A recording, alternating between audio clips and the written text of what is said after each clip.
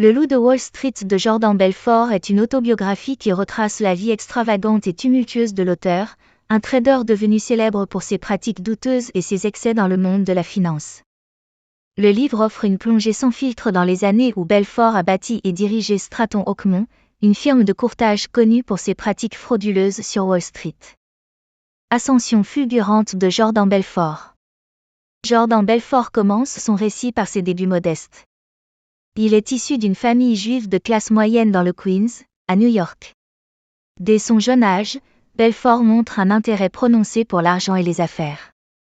Il débute dans le monde du travail en vendant des glaces sur une plage pendant l'été, une expérience qui lui donne un avant-goût de ce que l'on peut obtenir avec du travail acharné. Après un passage à l'université, Belfort se lance dans la vente de viande et de fruits de mer porte-à-porte, une activité qui lui rapporte beaucoup d'argent en peu de temps. Toutefois, cette entreprise échoue rapidement, le laissant criblé de dettes. Cherchant à rebondir, il décide de se tourner vers la finance, où il voit une opportunité de faire fortune. Belfort entre alors dans le monde du courtage boursier, commençant par un poste de junior dans une petite firme.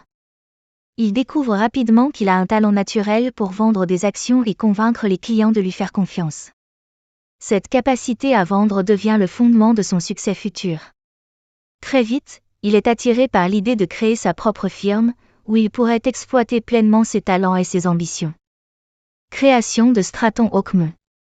Avec quelques associés, Belfort fonde Stratton Oakmont, une société de courtage spécialisée dans les penny stocks, des actions à très faible coût mais à fort potentiel de gain, du moins en apparence. Stratton Oakmont prospère en exploitant des techniques de vente très agressives, souvent trompeuses, pour convaincre des investisseurs de placer leur argent dans des actions surévaluées ou sans réelle valeur. Belfort recrute une armée de jeunes courtiers, souvent sans expérience, mais avec une soif de réussite et un appétit pour le risque. Il les forme à vendre avec une intensité quasi religieuse, utilisant des scripts bien rodés et des techniques de persuasion psychologique pour pousser les clients à acheter toujours plus d'actions. Stratton Oakmont devient rapidement une machine à faire de l'argent. Les courtiers, encouragés par Belfort, vivent dans l'excès, ils dépensent sans compter en voitures de luxe, bijoux, drogue, et participent à des fêtes démesurées. La culture d'entreprise chez Stratton Oakmont est marquée par une débauche constante, où l'argent est la seule mesure de la réussite. Les excès et la décadence. Jordan Belfort, devenu multimillionnaire en un temps record, s'abandonne à tous les excès. Il est plongé dans une spirale de consommation de drogue, cocaïne, calude, ecstasy, et d'autres substances sont omniprésentes dans sa vie quotidienne. Son mariage avec Denise Lombardo, sa première femme, se désintègre à cause de son style de vie débridé et de ses nombreuses infidélités.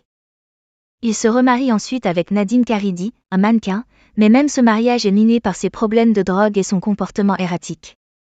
Belfort achète un yacht qu'il nomme « Naomi », en l'honneur de sa seconde épouse. Ce yacht, qui appartenait autrefois à Coco Chanel, devient un symbole de son opulence. Le livre raconte également un épisode dramatique où Belfort insiste pour naviguer dans des conditions météorologiques dangereuses, ce qui conduit au naufrage du yacht. Cet incident symbolise la façon dont Belfort, aveuglé par son succès, se croit invincible. Parallèlement, les pratiques de Stratton Oakmont deviennent de plus en plus illégales. Belfort et ses associés manipulent les marchés, montent des opérations de « pump and dump », gonfler artificiellement la valeur d'une action pour ensuite la vendre à profit, et se livrent à une fraude généralisée. La cupidité et l'absence totale d'éthique conduisent Belfort à accumuler des millions de dollars, mais aussi à se mettre de plus en plus en danger. Déclin et chute. Le succès de Stratton Oakmont finit par attirer l'attention des autorités. Le FBI lance une enquête sur les pratiques de la firme, tandis que la SEC, Security and Exchange Commission, commence à resserrer l'étau autour de Belfort. Malgré ses tentatives pour dissimuler ses activités illicites, Belfort ne peut éviter l'inévitable.